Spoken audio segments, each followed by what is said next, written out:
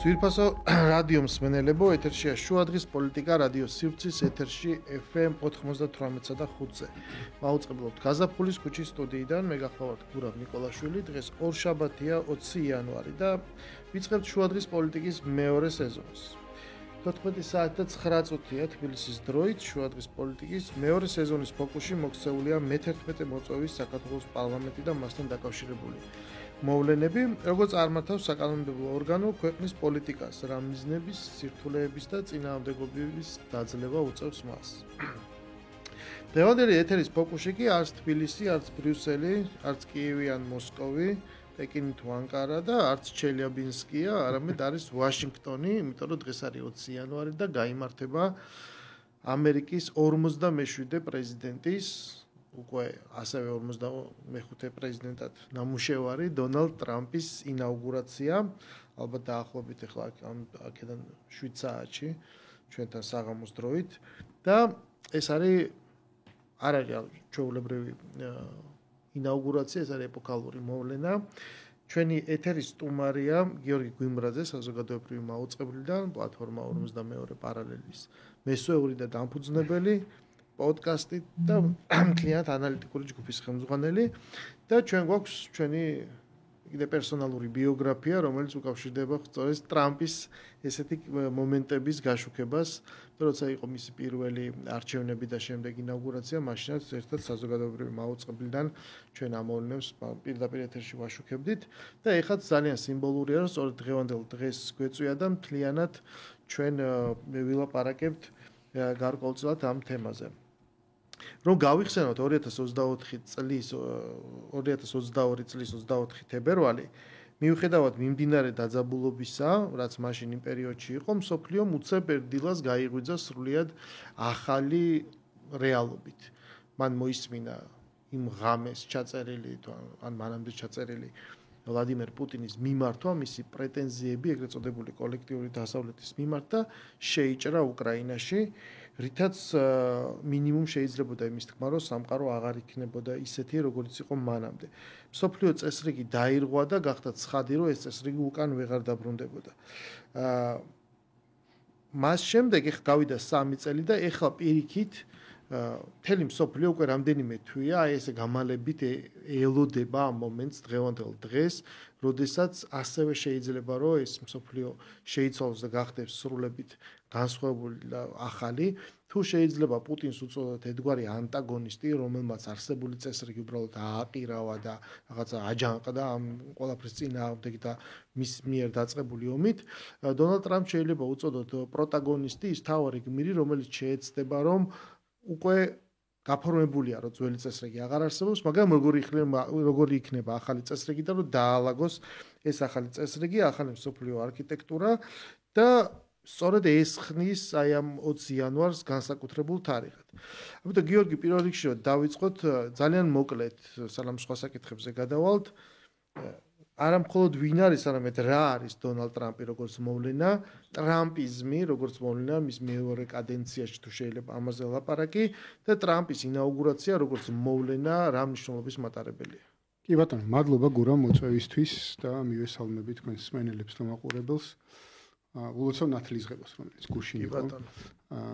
და გულოცავთ მე მგონი სეზონი დაიწყე დღეს თუ როგორ? წინა კვირაში. გულოცავ სეზონის დაწყებას. ესე იგი, რაც შეეხება ტრამპიზმს, უფრო სწორი იქნება ეგრე რომ ვთქვათ და ვიდრე პერსონიფიცირება მოვახდინოთ მარტო ტრამპში, არამედ მთლიანად მოძრაობაში, ხო? და აი სანამ გადაცემა დაიწყებოდა, შენ საუბრობდი ამაზე და სწორია რომ ეს რაღაცა ბევრად უფრო განსხვავებული, ესე ვთქვათ, მოვლენა, ვიდრე ვთქვათ, იყო თუნდაც პირველი გამარჯვება ტრამპის, ან თუნდაც როგორც შენ ამბობდი, ეგრევე რომ გაემარჯვა მეორე ვადით, ხო? და მართლაც ესეა, იმიტომ რომ ეს მოცემულობა თითქოს მნიშვნელოვნად განსხვავდება წინა ის არ იყო პირველი მისი საპრეზიდენტო ვადის განმავლობაში, არ იყო ასეთი თავისუფალი, უამრავი ეგრეთ წოდებული ისტებლიშმენტის წარმომადგენელი ყავდა შიგნით, ადმინისტრაციაშიც და ასე შემდეგ და ასე შემდეგ, ხო? მაგრამ ახლა არის ესეთი საინტერესო ფენომენები, როგორიც არის მაგალითად ელონ მასკი, რომელიც ერთ-ერთი ძალიან ესე ვთქვათ, აქტიური წევრად მოიაზრება მის ადმინისტრაციაში, ხო? ვივე რამასვამიც ასევე და ასე შემდეგ. ანუ და იგივე რა ქვია, კენედი, რობერტ კენედი და ასე შემდეგ რა. ანუ საკმაოდ ისეთი თითქოს ტრამპამდე ამერიკული ისტებლიშმენტისთვის საკმაოდ ოდიოზური პიროვნებები, ოდიოზური იმ თვალსაზრისით, რომ ისტებლიშმენტი მათ გარიყავდა და მათ პოლიტიკას არ ეკითხებოდა და პოლიტიკაში არ მოიაზრებოდნენ და ახლაც საქართველოშიც კი მოიძებნება ხოლმე ადამიანები, რომელიც ილონ მასკს ესე რაღაც ადულად გალანძღავს და იტყვის, რომ რა იცის მაგან პოლიტიკა და ასე შემდეგ, ხო? ასე რომ ანუ შეიძლება ბევრი ვისაუბროთ იმაზე მართლა რა იცის თუ არ იცის და როგორ იცის და არ იცის, მაგრამ ფაქტია, რომ ამ ადამიანებს უფრო თითქოს ყოველ შემთხვევაში იმ მოცემულობიდან, რომელსაც ჩვენ ახლა ვხედავთ, ამ მოცემულობიდან გამომდინარე, განცხადებებიდან, დეკლარაციებიდან გამომდინარე, ამ ადამიანებს საკმაოდ მნიშვნელოვანი ზეგავლენა უნდა ქონდეთ, ესე ვთქვათ, მინიმუმ მომავალი 4 წლის განმავლობაში იმაზე, რასაც გინდა გარეთ და გინდა შიგნით ამერიკის შეერთებული შტატები გააკეთებს. და ეს რა არის? ეს არის ის, რომ გარკვეული თვალსაზრისით კი არა და დიდწილად ის აქამდე აწყობილი მეინსტრიმ პოლიტიკა თითქოს უნდა იყოს გადახედილი. თითქოს ისეთი აღარ იქნება, როგორც აქამდე იყო, ხო? აქამდე ჩვენ ცხოვრობდით ესე ვთქვათ, პოსტსაბჭოთა რეალობაში, სადაც ერთი დომინანტი ქვეყანა იყო და გარკვეული დომინანტი იდეოლოგიის მატარებელი და ამ იდეოლოგიის დამამკვიდრებელი მთელს ესე ვთქვათ, გლობუსზე და თუ ვინმე ამ იდეოლოგიის მატარებელი არ იყო, ყველა გამოცხადებული იყო როგორც ბოროტების, ესე ვთქვათ, ღერძის ქვეყნებად, ესეც უწოდებდნენ ხოლმე ხშირად.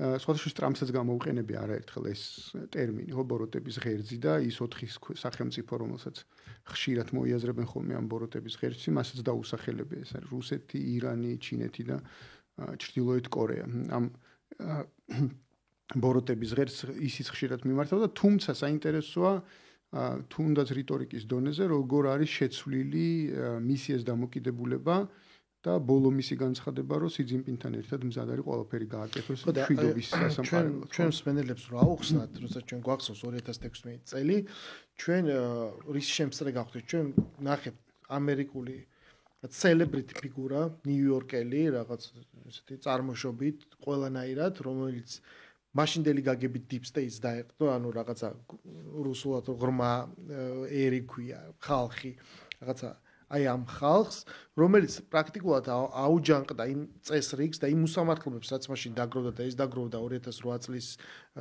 ფინანსური კრიზისის შემდეგ, როცა დიდმა კორპორაციებმა ეს ვთქვათ, შრალად ამოვიდნენ მთელი ამ პრობლემიდან და გადაიარა ჩვეულებრივი ხალხის კისერზე ამ პრობლემამ და ის რაღაცა როგორც ანტი-ისტებლიშმენტური მხედარი, როგორც სრული მარგინალი, მარტო მყოფი ადამიანი, რომელიც უბრალოდ გამოიყენა ჯერ რესპუბლიკური პარტია, იმიტომ რომ მანვე აღიარა, რომ მას ჰქონდა ადრე ცდილობები სხვა მხრიდან პოლიტიკაში შემოსვლის და ეს არ გამოვიდა, იმიტომ რომ სისტემა ეგეთია, ის პრაქტიკულად რესპუბლიკური პარტიის ნომინანტი გახდა, გაიმარჯვა ამგვარად არჩევნებში და ის მოგვევლინა აი თითქოს სისტემის მოწინააღმდეგედ, მაგრამ მისმა პირველმა ამ ვადამ განვლო სწორედ ამ ჭიდილში და შემდეგ შეიძლება ითქვას, რომ 6 იანვარი არის ერთგვარად ტრამპიზმის დაბადება, იმიტომ რომ მარცხი, რომელიც მან არასდროს არ აღიარა, ჩათვალა უსამართლოდ, მან უკვე გააკეთა განცხადება, რომ ყველას შეიწყალებს, ვინც კი არის ბრალდებული, და ეს არის ასობით ადამიანი 6 იანვრის საქმეზე, ეს არის პრაქტიკულად მის დაბადება, რომ აი სისტემამ იგი დაამარცხა და შემდეგ ის იღებს ერთგვარ ლეგიტიმაციას, რომ უკვე მან ტრამპიზმს შეუქმნა, ესე ვთქვათ, მორალური საფუძველი, რომ ეს არის არა უბრალოდ რეაქცია, არამედ ახლა უკვე პროაქცია, ეს არის ერთგვარი ხედვა, ეს არის ერთგვარი პლატფორმა, რომელიც არის გარკვეული კოქტეილი კონსერვატიზმის, სხვადასხვა მიმდინარეობების, რაღაცა ნაზავი, მაგრამ თუ მანამდე შეიძლებოდა ეს მოგჩვენებოდა, რომ არის ეკლექტური, ეხლა უკვე ძალიან მკიცედ არის შედუღაბებული და ამას გარკვეულ ფუტუროლოგიურ ელფერს აძლევს აი სწორედ ეს პერსონები ჩამოთვალეთ. ანუ მაგალითად დანიაში, რომლის უდიდესი ტერიტორიის გრენლანდიის სახით წამოღებასაც იგი ფიქრობს, ის ნიშნავს ელჩს, რომელიც ასევე ოლიგარქია ამ გაგებით, ხო ის PayPal-ის თანადამფუძნებელი კენ გვარი დამავიწყდა. ხო და კენი ქვია. ხო და აი ეს კოქტეილი უკვე ძველი ანტიკური გაგებით ოლიგარქია, როდესაც დიდარი ადამიანების პატარა ჯგუფი პირდაპირ მოდის მმართველობაში, ჩვენ დღეს მივიღეთ ამერიკაში. იმიტომ რომ რუსეთს როცა ეძახიან ოლიგარქიას, ეს იყო არა ტრადიციული, არა იმ კლასიკური განმარტებით ოლიგარქია, იმიტომ რომ დიდარი ადამიანები მაინც უკან იდგნენ და წინ გამოსული არის ფორმალური პოლიტიკა. ეს ამერიკისთვისაც უცხო არ არის, იმიტომ რომ ლობის საშუალებით მუდმივად იყო ზეგავლენა, მაგრამ დღეს პირდაპირ მილიარდერები მოდიან ძალაუფლებაში, იკარებენ თანამდებობებს და მათ უნდა შექმნან ის მომავლის ამერიკა. ანუ ეს არის სერიოზული განსხვავება და ამას უდევს რაღაცა ესეთი ძალიან მემარჯვენე ქრისტიანულ, ამერიკულ, პროტესტანტულ ღირებულებებზე დაფუძნებული ესეთი ერთობა, ხო, რაც უნდა სხვაგვარი ბექგრაუნდი ქონდეთ ახლა მარკ ზუკერბერგს თუ ელონ მასკს, ფაქტია, რომ აი ეს ყველაფერი შედუღებული. აი ამ გაგებით, შენი აზრით, ეს ახლა აბსოლუტურად ვარაუდია, მაგრამ ეს გამარჯვება არის უფრო ტრამპის გამარჯვება როგორც სამომავლო ამერიკის გასაზღვრებაში თუ პირიქით აი ამ ძალების, რასაც ყველაზე კაშკაშა ვარსკვლავი ამ მხრივ ელონ მასკია რა. ანუ პოლიტიკური მომავლის თვალსაზრისით ეს მასკის გამარჯვება უფრო და შემდგომ რამდენიმე წლების შემდეგ ან ეს საბოლოო ვადაც რო ამოიწურება, ის გააგრძელებს ამ მხრივ მოღვაწეობას თუ მაინც ეს უფრო ტრამპმა გამოიყენა ეს ხალხი და ის დაუდებს თავს სათავეს ამ ტრამპიზმის დინასტიას. იმიტომ თან 78 წლისაა. ხო, აშკარად არის რომ აშკარაა რომ ტრამპი დაეყრდნო ამ ესე ვთქვათ ამ ესე ვთქვათ мотиваციებს, განწყობებს და ასე შემდეგ, მაგრამ ხო, აი მარტო ტრამპის გამარჯვება ვერ იქნება, რა, ვერაფრით ვერ იქნება მარტო ტრამპის გამარჯვება, მით უმეტეს მასკი იმდენად აქტიურია ეხლა არა მხოლოდ ამერიკის შიდა პოლიტიკაში, არამედ გარეთაც, საკმაოდ აქტიურად ერევა, ტრამპზე უფრო აქტიურად ერევა, ხო, იმაში რომ ბრიტანეთის შიდა პოლიტიკაში, გერმანიის შიდა პოლიტიკაში და ასე შემდეგ. ხა ტრამპს არ გაუკეთებია ეგეთი განცხადებები, რომ ვინ ჯობია გერმანიის კანცლერად რო აირჩიონ მაგალითად. ან ფარაჟი რო არ არის თლად კარგი ლიდერი და ჯობია რო თქვა რეფორმატორების ლიდერად უფრო სხვა ადამიანი მოიაზრებოდეს, ესეთი განცხადებაც არ გაუკეთებია ტრამპს, მასკმა გააკეთა ეგეთი განცხადებები, ხო? რეალურად ამის გარდა მართალია, ანუ 1 მილიარდერზე არ ვსაუბრობთ აქ, ანუ ტრამპი არც არის იმ ხელაქონების მატარებელი, რამდენიცაც მაგალითად დანარჩენი ადამიანები ვინ შეიძლება მოვიაზროთ, ხო? იქ და საინტერესოა, რომ თვითონ ინაუგურაციაზე განსაზღვრულია, რომ მასკი, ბეზოსი და ცუკერბერგი ერთ კონკრეტულ ადგილას ისხდებიან კი და თან ძალიან ახლოს იმ ესე ვთქვათ მოდი ესე ვთქვათ ყველაზე ცენტრთან ესე ვთქვათ ხო ანუ რეალურად სავარაუდოდ უნდა მოვიაზროთ რომ რა თქმა უნდა ამ ტიპების რომლებიც ტექნოლოგიური მაგნატები არიან უფრო მეტად ხო რასაც და ამ ტექნოლოგიურ სივრცეში რაც დღეს ყველაზე მნიშვნელოვანია ხო ანუ რაღაცა ის ხო არ არის ნავთობ მაგნატები ხო არ არიან შეკრებილები და ესეთი ადამიანები რომელთაც ხო ჩვენ ცხოვრობ ციფრულ ტექნოლოგიურ ეპოქაში და ესენი არიან ძველი სტილის ესე ვთქვათ კაპიტალისტებზე ხო არ არის დაყრდნობილი არამედ მომავლის ეკონომიკის შემქმნელებზე და ციფრული ტექნოლოგიის მომავლის კაპიტალისტებზე არის დაყრდნობილი და სავარაუდოდ ეს მათ შორის განპირობებულია იმით რომ ზუსტადაც აი ეს პრინციპი აი ის რა ქვია მაგას პაექრობა რომელიც ტექნოლოგიურ სფეროში დღეს არის და მომავლის პაექრობაც ამ სფეროში უნდა მოვიაზროთ აი ამის ესე ვთქვათ დაბრუნება ამერიკაში საკმაოდ ინოვაციების თვალსაზრისით ამერიკა ესე მოწინავე ქვეყანაა მაგრამ საბოლოო ჯამში წარმოების პროცესი რომელიც დიდი ხანია უკვე გადავიდა აზიურ ქვეყნებში განსაკუთრებით ჩინეთში ამის დაბრუნება რო იქნება ერთ-ერთი მთავარი ასე ვთქვათ, საზრუნავი ამ ადამიანებისა, ეს ცალსახაა, ხო, მათ ინტერესში შედის და ეს შედის ამერიკის ინტერესებში. ამერიკის სტრატეგიულ ინტერესში შედის გარკვეული თვალსაზრისით ის რაზეც ეყრდნობოდა მე ესე მგონია საბოლოო ჯამში, რომ ტრამპი არ არის ამერიკული სტრატეგიული ინტერესების მოწინააღმდეგე, ხო? ანუ ხშირ იმიტომ რომ ამერიკული სტრატეგიული ინტერესებს თითქოს ხშირად აიგივებენ ხოლმე ეგრეთ წოდებულ deep state-თან, ხო? და სწორია, როცა ამასთან აიგივებენ. და ამ შემთხვევაში ტრამპი ამ სტრატეგიულ ინტერესებთან მოწინააღმდეგე არის, როდესაც მას ამბობენ, რომ აი ანტიგლობალისტია, თქვათ, იზოლაციონისტია და რაღაც ასე შემდეგ, ხო? ეს აბსოლუტურად მიმაჩნია, რომ არის ამერიკული სტრატეგიული ინტერესის ინტერესთან თანხვედრაში მოსული, იმიტომ რომ მას სჭირდება, ამერიკას ახლა სჭირდება, რომ იმ პროცესებიდან, რომელიც 30 წლის განმავლობაში მიმდინარეობდა პოსტსაბჭოთა რეალობაში, სადაც ჰეგემონია სჭირდებოდა, რომ ყველა კონტინენტზე, ყველა სახელმწიფოში ლამის ქონოდა საკუთარი სამხედრო ბაზა, მთელი ეკონომიკური სისტემა მასთან ყოფილიყო დაკავშირებული და ასე შემდეგ და ასე შემდეგ, ხო? ამან უამრავი ისეთი პროცესი გამოიწვია, რომელიც პირდაპირ არ შედიოდა ამერიკის ინტერესებში. და პირიქით გარკვეული თვალსაზრისით აზარალებდა კიდევაც ამერიკის ინტერესს. შესაბამისად, ეხლა სჭირდება ამერიკას გარკვეული პაუზის აღება, იმიტომ რომ ამას ყველაფერს მართლა შეეძლო მieყვანა ამერიკა, იქამდე რასაც თვითონ ეძახიან ხოლმე ხშირად რაღაცა კატასტროფას, ხო? იმ ძალებთან დაპირისპირება, ფიზიკური დაპირისპირება, რომელთანაც როგორც ამერიკელი სტრატეგიის სპეციალისტები საუბრობენ, სამხედრო სტრატეგიის სპეციალისტები საუბრობენ, შეუძლებელია რომ ამერიკას მოეგო ეგ დაპირისპირება. ამ შემთხვევაში გულისხმობ რომ თქვა ჩინეთის და რუსეთის და მათ შორის ირანის ან ჩრდილოეთ კორეის ერთობლივ ძალებთან დაპირისპირებდა სამხედრო თვალსაზრისით, მისთვის იქნებოდა კატასტროფა. და აი ამ ჰეგემონიისთვის ბრძოლას ამერიკის ჰეგემონიისთვის ბრძოლას და ჩაჭიდებას, რომ გინდა თუ არა მე უნდა შევინარჩუნო ეს ჰეგემონია, შეიძლებოდა თეორიულად აქამდე მieყვანა საქმე.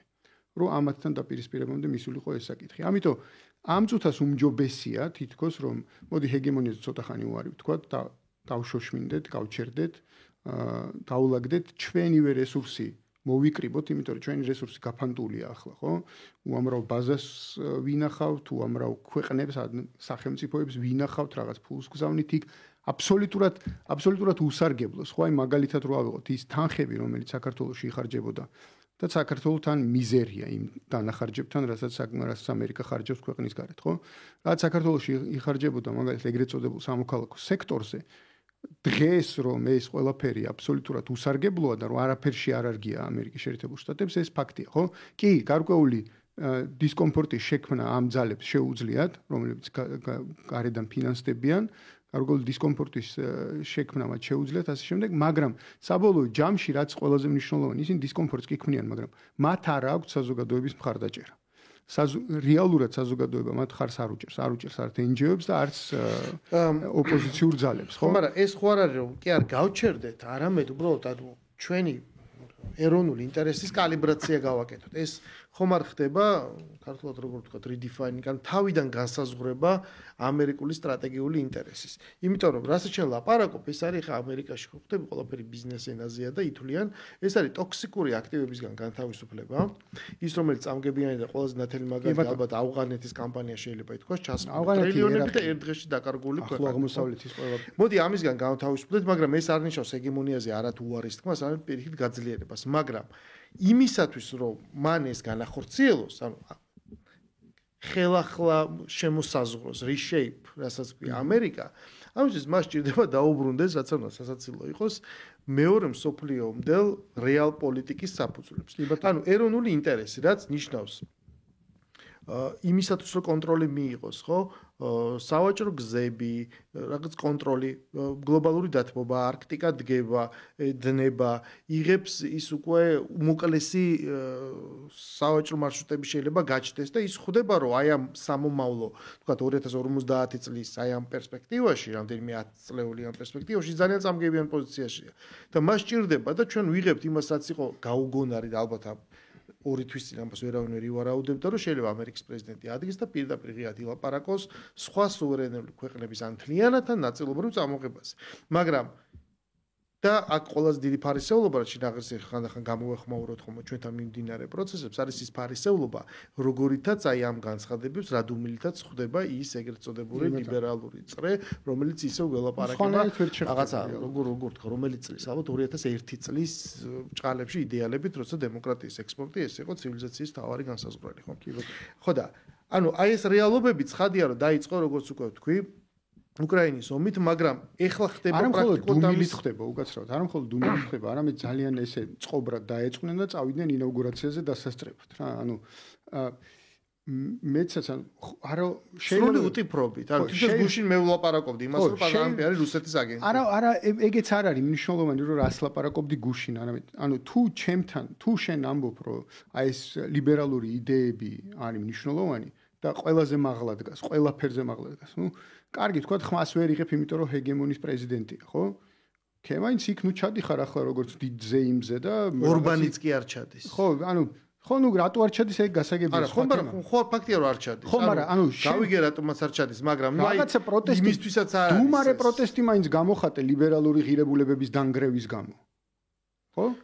ამერიკის პრეზიდენტები გამოხატავენ. მაგალითად, ინაუგურაციას როგორც ცერემონიალს ესწრებიან, მაგრამ აღარ ესწრებიან შემდეგ აი იმ რაღაცა მიღებას, ლანჩს, რომელიც უნდა გამართოს ტრამპმა. ანუ იქ არსებობს კიდე რაღაცა, იმიტომ რომ პოზიცია, იმიტომ რომ მართლა რაღაცა ის არსებობს მემარცხენეობა, მემარჯვენეობა, პარტიული იდენტობა და მიუღებელია რა. ეხა რაღაც ეს განცხადებები აბსოლუტურად სხვა ძალების ხელში გადადის ამერიკის მართვა. ეხა ის სადღაც სიღრმეში ვის აწყობს, ვისთან მე დაალაგდებოდა ეხა ეს ამერიკისთვის ეს უცხო არ არის და რაღაც რა თქმა უნდა ინტერესთა კვეთა იქნება ეს ბურებრივია, ეს ხო არ არის ეს სრულად ორი გაყოფილი სამყარო. რაც ჩვენ ვერასდროს ვერ მივახციეთ ქვეყნის შიგნით, სრულიად რაღაცა გიჟურიდეებზე დაყნობით შეიძლება ადამიანმა თქვას რომ არა მე როგორ შეიძლება პარლამენტში არ შევალ გესმის ბოიკოტი ანუ როგორც კი პატარა ისე ის კი არა რომ შენ რესურსი ნახო 55% მიიღე გაქვს საშუალება რომ რაღაც დიოპერირო ესე იგი მამუკა ხაზარეძემ სიამაყით მოყვა რომ არ ვიცი ნუ ეხა ალბათ არ გამოიგონა მაგრამ თითქოს შემომითვალესო ბიძინა ივანიშვილმა შემომითვალო პარლამენტში შემოდი ანუ სიამდვილეში ადამიანმა მოყვა რომ რაციონალური ადამიანი ცდილობს დაიცვას თავისი ქვეყნის ინტერესი შიდა ქვეყნის შიდა კონსტიტუციური წყობა და სტაბილურობა და ამან ეს სიამაყით მოყვა რომ როგორ თქვა ამაზე უარი ანუ ეს ქვეყნის რყევა ჩვენთან ითვლება რომ თუმე კარგი საქციელია ხვდები და ეხა ამერიკაში ყველა ხვდება რომ განსხვავების მიუხედავად როგორც კი ეს მთავრდება ეს ფაზა შემდეგ იწყება უკვე სრულად ახალ ფორმატზე თანამშრომლობა ჩვენთან ეს აბსოლუტურად მიუღებელია მაგრამ რომ დაუბრუნდეთ ისევ ჩვენ ამ ტრამპის თემას იცი რა არის ჩემთვის მნიშვნელოვანი რა კი ღირებულებების ნაწილს შევეხეთ და ფარისეულობას აქ გაჩნდა ჩვენს რეალობაში რაღაც ტერმინები რომელსაც ჩვენ როგორც მე შენი მკითხველი ხშირად ეხმიანები ხოლმე და რაღაცა წერ ამაზე რომელიც ქართველი დიდი მსმენელისთვის მაინც უცხო და გაუგებარია და მის შინაარსი ჩვენ არ გესმის და ამ დროს უკვე ყოველდღიურ ლაპარაკში გაჩნდა თუ შეიძლება რომ ჩვენ ძალიან მოკლედ აი რასაც ქვია 3 წუთში აუხსნა მსმენელს რომ აი რას ნიშნავს ესეთი ტერმინები რაც არის რასაც ქვია wokeism ეგრეთ წოდებული cancel culture-ია რაღაცა უარყოფის კულტურა DEI ეს არის აბრევიატურა DEI ხო ეს არის რაღაცა მის რა ქვია დამავიწყდა ეხა ეს როგორ diversity engagement რაღაც მოკლედ ეს აბრევიატურა რომელიც ამ რაღაცა გენდერულ საკითხებს იცავს რომელიც ერთ-ერთი იქნება იმ დეკრეტებიდან რასაც ხელს მოაწერს ან რომლის შეჩერებაც იქნება ერთ-ერთი რომელსაც ხელს მოაწერს ტრამპი რაც უკვე განცხადებული ეგრეთ წოდებული deep state აი ეს რას ნიშნავს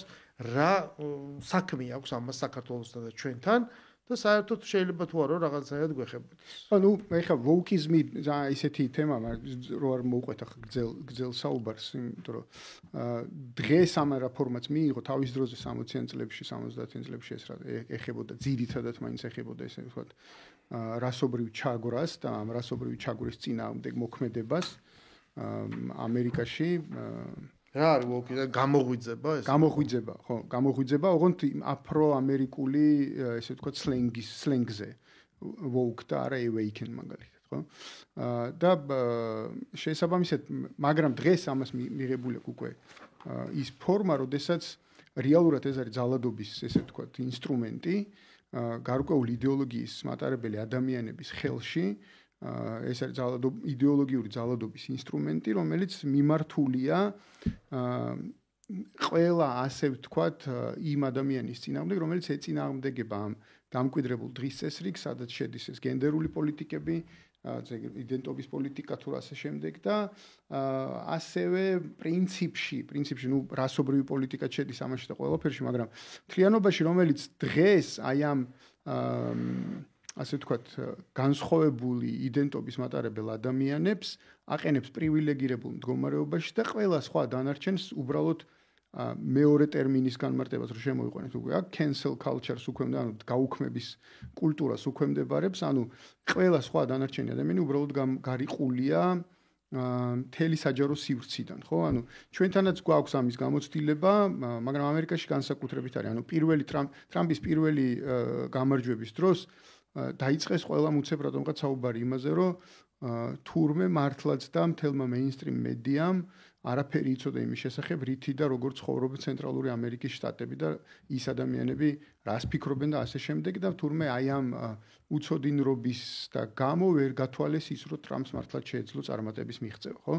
მაგრამ რეალურად შეცდომა კი არ იყო ასეთი, რომ მეინსტრიმის მხრიდან რომ თქვათ ეს არ იცოდნენ და გამორჩათ ასე ვთქვათ და ასე შემდეგ. არა, მიზანმიმართული პოლიტიკის ნაწილი იყო, სადაც ყველა სხვა დანარჩენი ვინც სხვაგვარად ფიქრობს და სხვაგანად აზროვნებს და მისი მოსაზრება შენს მოსაზრებას არ ემთხვევა, ის უბრალოდ არ უნდა გამოაჩინო. ის უბრალოდ არ არსებობს. ის ყველა უნდა იყოს რაღაცა გარიყული საჯარო სივრციდან, მათი მოსაზრებას არ აქვს მნიშვნელობა. აი როგორც ჩვენთან მაგალითად, ხო? ამ დიდი ხნის განმავლობაში მიშას მოსვლიდან მალევე საკმაოდ დიდი ნაწილი ადამიანებისა, ეგრეთ წოდებული ჩარეცხილები განიდევნენ საჯარო სივრციდან და მათ არ ეძლებოდათ შესაძლებლობა სადმე გამოსულიყვნენ და სადმე მათი პოზიცია დაეფიქსირებინათ, ხო? რაღაცა და დიდი ხნის განმავლობაში მაგალითად აი დღემდე არსებობს რაღაცა გარკვეული ჯგუფები განსაკუთრებით კონსერვატიულ ფლანგზე, რომელსაც მეინსტრიმ მედიაში არც პატიჟებენ და არც ეკითხებიან არაფერს. ანუ თუ შეიძლება ვილაპარაკოთ ამერიკის შემთხვევაში ეგრეთ წოდებულ deep state-ზე, ჩვენთან ესეთი ტერმინი შემოვიღოთ, რაც თქვა ბაბლი. იმიტომ რომ ეს არის ერთგვარი მოცემულობა სოციუმი, რომელიც ახლა რაც შენ აღწერე ზუსტად ამ პრინციპებით მოქმედებს. შენ ვერ მოხდება ვერანაირი განსხვავებული აზრი, უკვე დისკუსიის კულტურაც კი გაუქმებული არ შეიძლება. არსებობს ტერმინი სანიტარული კორიდორი უნდა გაევლოს. მართალია უკვე მათ შიგნითაც არის დაპირისპირება, იმიტომ რომ მაინც უკვე კორპორატიული საკუთრება შემოდის და მედიები ვიღაცის საკუთრებაშია და ის თავის კონკურენტს არ უშვებს. და ჩვენ ვიცით რაღაცა ცნობილი ქალი პოლიტიკოსი, რომელიც ძირითადად აი ამ ჯვაროსნულ ლაშქრობას ახორციელებს შემიშვით სტუდიებში. ზოგადად თითქოს, მაგრამ საბოლოო ჯამში საკუთარი დღის წესრიგისთვის. ამიტომ ეს საქართველოში ეს მახინჯი ფორმა არ არის მთლიანად ეს თქვა გაწეული. ანუ ჩვენთან არა მარტო დახურული, არამედ უკვე დისკუსიის კულტურაც არ არსებობს. სად კულტურა არ არსებობს, რომ ორი განსხვავებული ადამიანი დაჯდეს და კაი შეიძლება განსხვავებული აზრი ქონდეს, მაგრამ კულტურა მაინც იყოს დისკუსიის პირიქით. სხვის შემთხვევაში მე მინახავს, როცა უნახავთ ორი სხვა ტიპის მათ შორის ერთმანეთისგან განსხვავებული ადამიანის დისკუსიაც კი და იმ წუთშივე ეს ყოფილა სამართლიანო ბოძზე გაკრული, რომ როგორ შეიძლება ამის ჩვენება საერთოდ ვიღაცასთან მისვლა. იქ და იმასთან საუბარი როგორ შეიძლება. კი ბატონო. ანუ აი შენ თუ ამ ღირებულებების რუსული პროპაგანდა. შენ თუ ამ ღირებულებების მატარებელი ხარ, იმასთან როგორ ჯდები სასაუბროდ. ხო. ანუ უკვე საკუთრივ დისკუსიის კულტურაც გაუქმებულია, რომელიც ანუ ეს ურთიერთობა არის დემოკრატიის კიდე ერთ-ერთი. კი ბატონო, თუ თან ამასთან ერთად ახლა ძალიან საინტერესოა ის, რომ საერთოდ სააზროვნო ინსტრუმენტებია განსხვავებული. რთულიც არის დისკუსია. ის აი რაზე უნდა ვიდისკუსიოთ, აი რომ დავჯდეთ მაგალითად ჩვენ და ისინი რაზე უნდა ვიდისკუსიოთ. ნუ პირველად რიგში ჯერ უნდა გქონდეს რაღაცა კულტურა და მე აი მაგალითად დავიწყოთ აი არსებობს თუ არა რაიმე საკითხები, რაზეც შეიძლება ვთანხმდებოდეთ. აი პირველი კითხვა. ხო და მინიმუმ უნდა არსებობდეს ესეთი რამე, შეიძლება რაღაცა ვთქვათ, კი ბატონო, ეგ მე არის, მაგრამ უნდა პირველი რაც უნდა შევთანხმდეთ არის ის, რომ თეთრი არის თეთრი და შავი არის შავი. ხო, მაგას თუ მაგაზე არ ვთანხმდებით, ანუ რაღაცა ესეთი საბაზისო ჭეშმარიტებებზე ესე თქვა თუ ვერ ვთანხმდებით, მაშინ აი მაგალითად ეხლა ვერ ვთანხმდებით იმაზე, რომ ომი ცუდია და მშვიდობა კარგი. ხო? ამაზე თუ ვერ შევთანხმდით, რომ ომი ცუდია და მშვიდობა კარგი, რაზე უნდა გავაგზავნოთ საუბარი?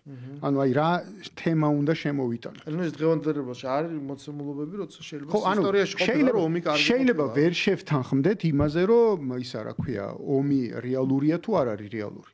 ამაზე შეიძლება ვიდაოთ, რომ მართლა შეიძლება მოხდეს თუ არა ომი, ხო?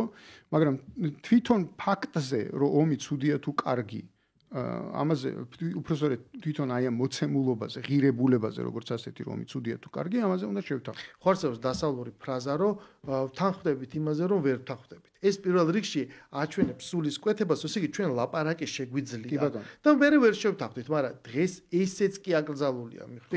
ანუ ეს გაუქმებული, არავითარ შემთხვევაში არ შეიძლება მე ამას ყოველდღურად ხედავ აი ამ ადამიანს საინტერესოა. შეიძლება კიდე გულის არ მწყდება, ეს მართლა არის საკმარისი ვარ, ეს მართლა არის ტრამპის თან, ანუ ტრამპი თუ ამას მართლა გააკეთებს, ის გააკეთებს ძალიან დიდ რამეს, ესე ვთქვათ რა, ისტორიულ პერსპექტივაში გააკეთებს მართლა ძალიან დიდ რამეს, იმიტომ რომ რატო არის აკრძალული ერთმანეთთან საუბარი. ხო ისინი ამბობენ, რომ ყველა ჩვენ, ვინც მათ არ ვეთანხმებით, ვართ რაღაცა რუსეთის აგენტები, რაღაცა არ ვიცი, რაღაცა გვინდა, ჩელიაბინსკში გვინდა ცხოვრება და ასე შემდეგ, საერთოდ არ ვერჩი მაგ ქალაქს არაფერს. საინტერესო ქალაქია თავისი ისტორიით და თავისი თანამედროვეობით, მაგრამ დავანებოთ ამას თავი. ანუ საბოლოო ჯამში ჩვენ ესე რა ვქვია მაგას, ანუ ჩვენ ვართ რაღაცა მტრის მხარეს, ტერორისტი სახელმწიფო როგორც გამოაცხადეს იმის მხარეს და შესაბამისად ჩვენთან ლაპარაკს არ აქვს არანაირი აზრი, იმიტომ რომ ტერორისტებს არ ელაპარაკებიან ესე ვთქვათ, ხო? მაგრამ რასაც ეს ამათ აქვთ ესეთი იდეალური წარმოდგენა, რომ ტერორისტებს არ ელაპარაკებიან, თორე ძალიან მშვენივრად დაალაგდნენ და ჩავიდნენ სირიაში. ხელის ჩამორთმევა ძალიან უნდოდა ზოგიერთებს ალჯულანისთვის, მაგრამ იმან არ ჩამოართვა. ანუ მთელი ამბავი რა არის და ტრამპი თუ ამას გააკეთებს რას? შეხვდება პუტინს და შეხვდება სი ძინპინს, ხო? აი კიდე ერთი კი არა და ერთ-ერთი მთავარი, ესე ვთქვათ, ნიშანი იქნება აი ამ მთელი აი ამ ილუზიის დანგრევის, ხო? ანუ ის ყველაფერი თურმე შესაძლებელია პუტინთან ლაპარაკი, ხო? თურმე შესაძლებელია სი ძინპინთან ლაპარაკი და თურმე შესაძლებელია არა უბრალოდ ლაპარაკი, არამედ იმის შესახებ ლაპარაკი, როგორ უნდა დასრულდეს ეს კონფლიქტი. და როგორ უნდა იქნას გათვალისწინებული მათ შორის რუსეთის ინტერესები, ხო? ეს განცხადება ხო გააკეთა უკვე ტრამპმა. ეს ხო უკვე თქვა, რომ ნატოს გაფართოების საკითხი თლაც სწორი არ იყო რუსეთის ინტერესებთან მიმართებაში. და სხვაგვარად უნდა დაალაგდეს ეს ყველაფერი. ანუ მათ შორის უნდა იყოს გათვალისწინებული გარკვეული წუხილები, რომელიც რუსეთს აქვს. ეს ხო უკვე თქვა და თუ ამასთან დაკავშირებით კიდე შეხვდება და ამასთან დაკავშირებით კიდე ილაპარაკებენ, თურმე აღმოჩნდება, რომ მასთან არა უბრალოდ ლაპარაკი შეიძლება, არამედ მისი ინტერესების გათვალისწინება შეიძლება. შეთანხმება შეიძლება და ეს შეთანხმება შეიძლება იყოს დაფუძნებული მისი ინტერესების გათვალისწინებასაც. ხო, ისე რა აზრი აქვს? არა, ვერც მოხდება თუ ორივე მხარე რაღაცა კონსენსუსი თუ არ გამოინახა, როგორ მოხდება სიტყვა შეთანხმება. ანუ სხვანაირად მნიშვნელოვანია, რომ ეს მართლა თუ ეს მართლა მოხდება, ეს იქნება ძალიან სერიოზული ნიშანი იმისა, რომ ეს ადამიანები, მე არ ვიცი ესენი აღიარებენ თუ არა, მე ეჭვმეპარება რომ მათ აღიარონ ეს, რომ მათი დამოკიდებულებები მცდარი იყო ამ ხნის განმავლობაში, იმიტომ რომ ჩვენ ვიცით რომ ამ ასე ვთქვათ იდეოლოგიურ წმენის მატარებლებს მუდმივად აქვთ ხოლმე ის მცდელობა, რომ ყველაფერი შემოატრიალონ და თქვან, რომ არა ის მარცხი კი არა წარმატება იყო და ასე შემდეგ. აი საინტერესო მომენტს მიადექ, იმიტომ რომ ჯერ ესეთ პირველ რიგში სხვანაირად რომ თქვათ, გამოდის რომ ესეთი გადაძახილი, ესე ვთქვათ, არაპირისპირი დებატი, რაც ქვეყანაში მიმდინარეობს, რომ ადამიანები, რომლებიც აი რაც აღწერეთ რაღაცას ამტკიცებენ, ისინი ამოდიან რა საფუძვლებიდან, რომ სამყარო ჩვენი პლანეტა არის ეგრეთ წოდებული, რა ვიცი, რაღაცა რელიგიური კუთხით კეთილის და ბოროტის დაპირისპირება, შენ გააჩნია რომელ მხარეზე დგახარ და ეს ყველაფერი აი ამ ტიპის ერთგვარი მორალური არჩევანი თან ცხადდება დასავლეთის მიღწევად, დასავლეთის, რომლის წიაღშიც შეიქმნა რეალპოლიტიკა, რომლის წიაღშიც დაიბადა და ფუნდამენტი ჩაუყარა ეროვნული ინტერესის საკითხის კარდინალმა რიშელიემ. ანუ აი ამის სახელით კრიტიკული აზროვნების, დისკუსიის, სიტყვის თავისუფლება, აი იქ სადაც ეს გაჩნდა ეს ფენომენები, ამის სახელით მონათლული არის აი ეს საერთოდ აბსოლუტურად როგორ გითხრა, აი რაღაცა რელიგიური ფანატიზმით დაბნედილი რწმენა, რომ სამყარო არის ეგეთი, მაშინ როცა მთელი ისტორია თუ რამეს გვასწავლის, იმას გვასწავლის, რომ პირველ რიგში ეს არის ინტერესების და ურთიერთმოებასთან შეთანხმების სფერო. ეს ილუზია რაღაც პერიოდში, ალბათ უფრო ცივი ომის და საბჭოთა კავშირის ნგრევის მერე მათ გაუშვათ, იმიტომ რომ ცხოვრობდნენ რაღაცა ერთპოლუსიან სამყაროში და ჩათვალეს, რომ იქ აი ეს იერარქიულად ყველაფერი ისე დაალაგება, რაც იერარქიაში არ არის მოქცეული, თქვა ჩრდილო კორეა, ის იმყოფება ისტორიის არასწორ მხარეს და შემოვიდა ეს მორალური მდგენელები, ხო? და დღეს პირველ რიგში რაც შენ აღწერე შეხვედრა და ყველაფერი, ანუ მიუთითებს იმაზე, რომ თურმე ესეთი არ არის, ანუ მიმდინარეობს ცხოვრების რეალობაში დაბრუნება. ანუ როგორც ყოველთვის იყო სამყარო, უბრალოდ ისტორიის წიგნი უნდა გადაშალო და წაიკითხო და ამ თვალით შეხედო, ხო? ამ ხრივ ეს არ გაგონებს შენ. ისეთ რელიგიურ ფაზას ეკლესიის იმიტომ რომ ეხა ხო მიდის მათ ჩათვალეს რომ ტრამპის პირველი არჩევა ეს იყო ექსცესი, უბრალოდ გადახრა და არაუშავს გასწორდება და აი ბაიდენი ხო მოვიდა. მაგრამ ეხლა ჩვენ ვიღებთ ტრამპის ბევრად ძლიერ დაბრუნებას, ვიდრე მას უბრალოდ გაეგრძელებინა თავისი ვადა, იმიტომ რომ ეხლა იბადება და ეხლა მან შემოკრება აი ცუკერბერგი და სხვა ადამიანებს უკვე დაიწყეს გაუქმება და ჩვენ ხედავთ აი პირიქით აი ბაიდენის ადმინისტრაციის ბოლო გაბრძოლებს, ერთი დღით TikTok-ის დახურვა და მსგავს ქმედებებს, ხო? როდესაც რომის იმპერიამ ქრისტიანობა გამოაცხადა სახელმწიფო რელიგიად, ეხლა უკვე როცა 1700 წელი გავიდა, სხვანაირად ვიცით ისტორია, მაგრამ იმ მომენტში იმპერატორმა კონსტანტინემ ეს რაღაცა ალბათ უმრავლესობის იყო გადახრა, ხო? ამდენი ხანია წარმართული იმპერია და უცებ რაღა ქრისტიანობა და რა მილანის ედიქტი. და ძალიან მალე ჩვენ მივიღეთ იულიანე განდგომილი. იულიანე განდგომილის დროს რომელიც წარმართობა დააბრუნა, ხა ვიღაცებს ეგონა და ისევ დააბრუნდა ძველი წესრიგი, მაგრამ სინამდვილეში აღმოჩნდა რომ ეს იყო ექსცესი და შემდეგ მოდის რაღაცა დოსითეოსი და იმის მერე იწყება და გრძელდება ეს ქრისტიანობა. ხანუ აი ეს გარდამავალი პერიოდი, აი ორი სრულიად სხვადასხვა სამყაროს ჭიდილი, ხომ არ გახსენებ შენ აი ესეთ ანალოგიას რა. ხო, არა, ძალიან კი შეიძლება გავდეს ძალიან, იმიტომ რომ მართლაც და თითქოს არ ვიცი, არ მინდა რომ ვიჩქაროთ, მაგრამ იმიტომ რომ არ არის ნახე როგორ რაღაცა ერთმანეთთან ძალიან გადაჯაჭვულია კაპიტალიზმი და ლიბერალიზმი. ერთმანეთისთვის აუცილებელი ესე ვთქვათ ფენომენებია და მეტიც ახლა ტრამპს ანტილიბერალური ესე ვთქვათ, ანუ რასაც კლასიკური ლიბერალიზმი ქვია, არაფერი უთქვამს არასდროს. რეალურად, ხო? ანუ არ უნდა გავიგოთ ჩვენ ის, რომ ტრამპის მოსვლა ლიბერალიზმ დაასრულებს. არა.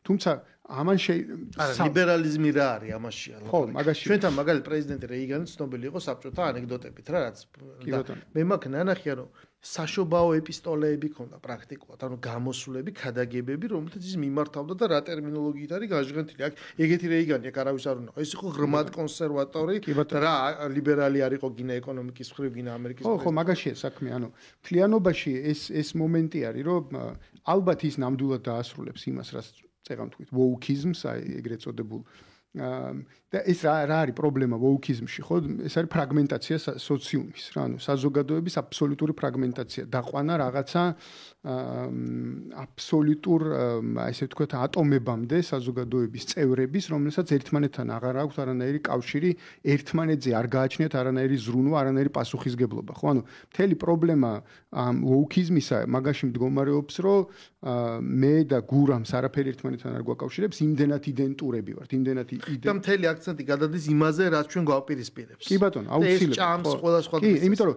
აი უფლებრივი საკითხი რო ავიღოთ, აი მაგალითად ჩვენი შემთხვევა, ჩვენი ქვეყნის შემთხვევა ავიღოთ, ძალიან საინტერესოა ეს, ხო? უფლებრივი საკითხი, ხო? მთელი არასამთავრობო ორგანიზაციები ამ წლების განმავლობაში მუშაობდნენ იმაზე, როგორ აეხსნათ მცირე ჯგუფებისთვის, როგორ ჩაგრავენ მათ დიდი ჯგუფები, მაგალითად და როგორ უნდა დაიცვან საკუთარი თავი. ანუ არაფერი არასდროს არ გაუკეთებიათ ინტეგრაციის მხარდამჭერი. არასდროს არ უზრუნიათ იმაზე, რომ აი მაგალითად შენ რომ მცირე ჯგუფს წარმოადგენ, რომელსაც შეიძლება გარკვეული პრობლემები გაქვს უმრავლესობასთან ურთიერთობაში, როგორ უნდა მოხდეს თქვენი შერიგება? როგორ უნდა მოხდეს ამ განსხვავებულობის დაძლევა იმისთვის, რომ ერთად გავერთიანდეთ და ერთად ვიზრუნოთ რაღაცა საერთო მიზნისკენ ერთად ვიაროთ.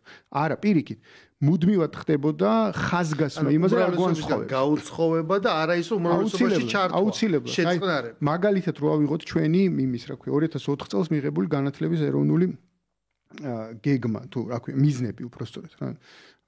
იქ ერთ-ერთი ესე ვთქვათ პოსტულატი პირდაპირ ასე წერს, რომ მოსწავლეს უნდა ასწავლონ, როგორ უნდა დაიცვას და აღასრულოს საკუთარი უფლება-მოსილებები სკოლაში, ოჯახში, საზოგადოებაში და ასე შემდეგ. ანუ რეალურად მითითება იმაზე, რომ ყველა ეს ინსტიტუცია, ოჯახიც, სკოლაც, საზოგადოებაც არის გარკვეული თვალსაზრისით მტრულად განწყობილი ინდივიდის მიმართ. და ამ ქონეს ინსტრუმენტები, როგორ იბრძოლა, როგორ დაიცვას, მოხვიდე წინააღმდეგ. როგორ დადგემყარათ ამ ყველა ინსტიტუციის წინააღმდეგ. ესმის და არა და არ არის ეს ასე, ხო? არ არის ოჯახი, სკოლა და საზოგადოება აპრიორი მტრული უჯრედი. ხო, არ არის მტერი შენი რა. პირიქით, უამრავი პრობლემა შეიძლება არსებობდეს ოჯახშიც, სკოლაშიც, საზოგადოებაშიც და ასე შემდეგ, მაგრამ ამის წევრობის გარეშე შენ ადამიანი არ ხარ უბრალოდ.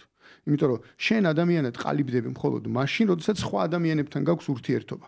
იმიტომ ქვია ადამიანი, რომ სხვა ადამიანების მსგავსი ხარ და არა განსხვავებული ხარ მათგან. ანუ განსხვავებული მაშინ სხვა არსება გერქმეოდა, თუ აბსოლუტურად განსხვავებული ხარ, მაგრამ რაც უფრო მეტ მსგავსებას და მეტ საერთოს პოულობ ადამიანების გარკვეულ ჯგუფთან, მით უფრო ძლიერი ხარ და მით უფრო მეტად ხარ, ასე ვთქვათ, ის ადამიანი და მით უფრო მეტი იდენტობის მატარებელი ხარ, ხო? მაგალითად ოჯახის წევრი ხარ, მაგალითად რა გარკვეული რელიგიის მატარებელი ხდები, გარკვეული ეთნიკური ჯგუფის მატარებელი ხდები და რაღაც უფრო და უფრო მეტ ადამიანთან გიჩნდება საერთო და საერთო საბრძოლველი გიჩნდება ამათთან ერთად და ამ ერთობაში შესაძლებელია გარკვეული მიზნების მიღწევა.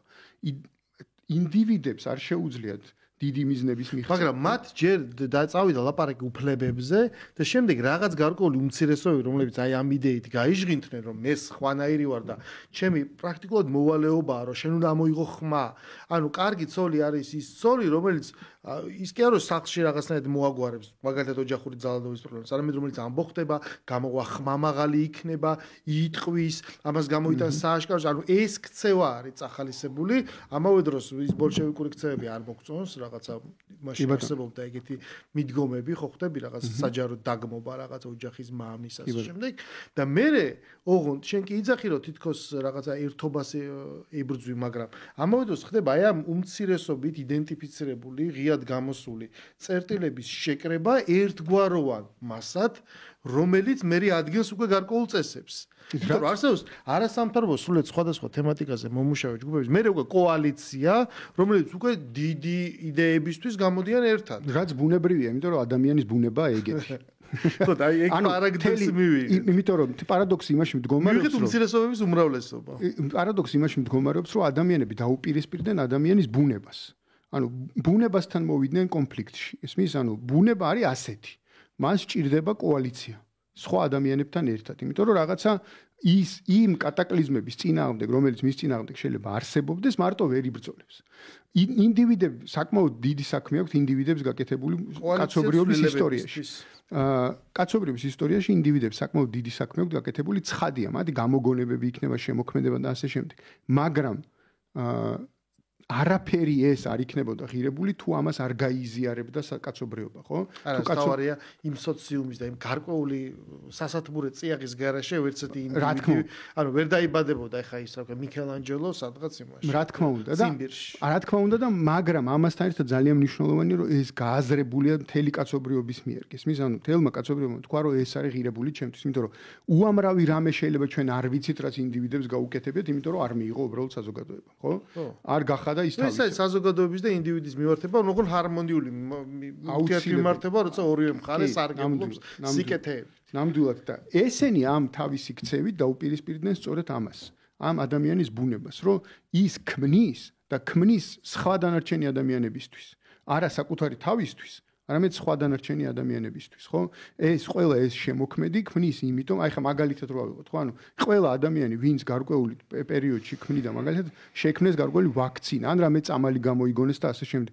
თავისთვის ხო არ აკეთებდნენ ამას ყველაფერს, ხო? იმისთვის აკეთებდნენ, რომ რაღაცა სოციუმს ესარგებლა ამით. და თუ სოციუმი არ ისარგებლებს, აზრიც არ აქვს, ხო? ამას ყველაფერს, ანუ ყველაფერი ასეა. მუსიკა იქნება ეს თუ რაღაც სხვა რამე იქნება, ყველაფერი ასეა, რომ აი ამ დანარჩენ საზოგადოებასთან ამ საშუალებით. მაგრამ ეხლა ჩვენ ვიღებთ რეალობას, როცა არა ეს ხაზია გავლებული და ამის იქით. მას არ უნდა რაღაც მიესალმო. არ უნდა გაუწოდო არანაირი ხელი, ანუ მთლიანად უნდა უარყო.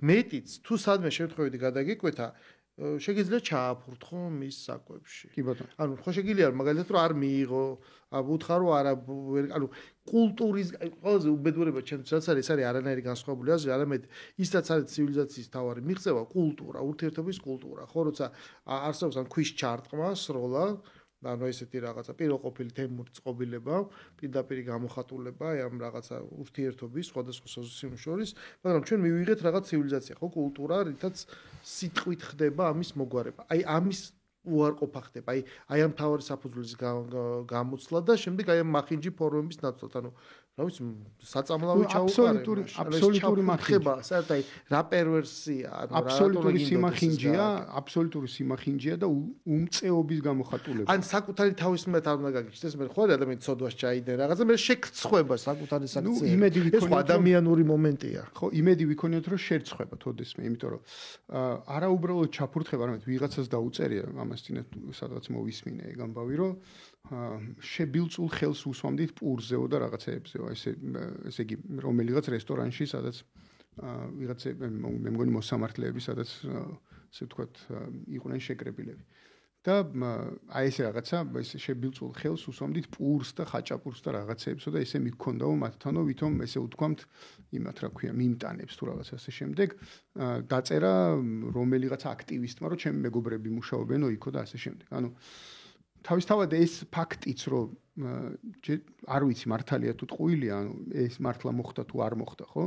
თავისთავად რომ პურის შებილწვა რო შეგიძლია, უკვე მეტყველებს რომ არანაირი ღირებულება შენ არ გაგაჩნია. ხო, სათხარ გაზდილი. ანუ რა საფუძვლებს არ გაგაკეთებული წყო. მე მეორე აბსოლუტურ უმწეობაზე მეტყველებს შენს, იმიტომ რომ ფარულად აკეთებ რაღაცებს, რომელსაც შენს გარდა არავინ არ იცის, იმ ადამიან ვის წინააღმდეგაც შენ ამას აკეთებ, ვერც გაიგებს შენ თუ არ თქვი და მე სადმე თუ არ გაიტანე ესე და ასე შემდეგ, ხო?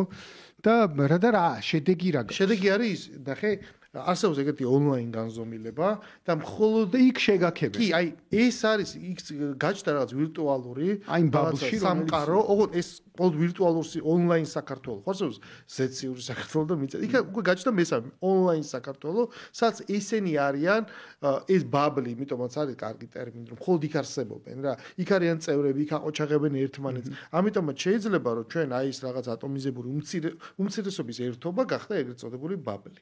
რომელიც რაღაც ბუშტი, რომლებიც თავის-თავს ატყუებს და იქ ხდება აი იმის განსაზღვრება, დეფინიცია, რა არის სწორი, რა არის არასწორი. როგორც არის ცნობილ რაღაცა ადრეული ხანის საბჭოთა ლექსში, რა არის კარგი და რა არის ცუდი და რომ უნდა ასწავლო პატარა ბავშვს. აი ეს პროცესი, აი ეს აბსოლუტურად თავისი შინაარსი, ადრეული ხანის ბოლშევიკურ რევოლუციური პროცესი, მთელი საზოგადოებრივი ძალების მიერ განპირობებული, ეხლა ეგ მიმდინარეობს სრულიად საპირისპირო სახელით, ანუ იმ სამყაროს სახელით, როგორც არ არის უბრალოდ ეს სამყარო. მე ვერ ვიტყოდი რომ არ არის, იმიტომ რომ რეალურად ის რაც ესე რომ შევხედოთ, ხო, ანუ თლიანობაში, აი მართლაც ნებისმიერ იდეოლოგიას, რომელიც არ უნდა იყოს ის, გარკვეული თვალსაზრისით ახასიათებს ბოლშევიზმი. ანუ მით უმეტეს, როდესაც ეს იდეოლოგია გადაიქცევა და დაიკავებს მსოფლმხედველობის ადგილს, ხო? მე თუ მკითხავ იდეოლოგიები ზოგადად ინსტრუმენტებია, როგორ ვიმოქმედოთ გარკვეულ რეალობაში და რა ინსტრუმენტი გამოვიყენოთ. აი მაგალითად ავიღოთ, ხო? მაგალითად სოციალისტური ინსტრუმენტი, მაღალი გადასახადების შესახებ იქნება ეს თუ სახელმწიფოს მონაწილეობის ეკონომიკის და ასე შემდეგ, ეს ყველაფერი ინსტრუმენტია და მათ გამოყენებას განსაზღვრავს ისტორიული პროცესი. ისტორიული დრო, როდის შეიძლება თუ არა ამის გამოყენება და სწორი იქნება თუ არა ახლა ამ სიტუაციაში ამის გამოყენება.